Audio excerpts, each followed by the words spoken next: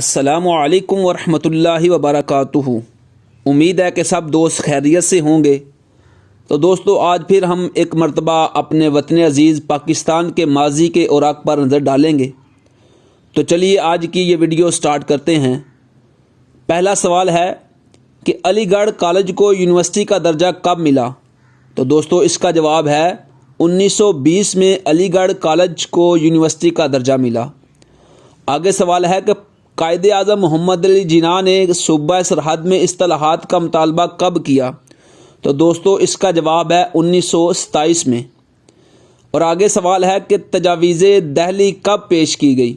تو دوستو اس کا جواب ہے 1927۔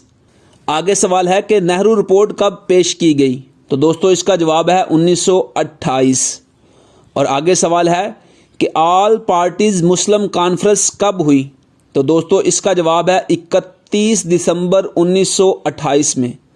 اور آگے سوال ہے کہ قائد اعظم محمد علی جناح نے اپنے 14 نکات کب پیش کیے؟ تو دوستو اس کا جواب ہے مارچ 1929۔ اور آگے سوال ہے کہ پہلی گول میز کانفرنس کب ہوئی؟ تو دوستو اس کا جواب ہے 1931۔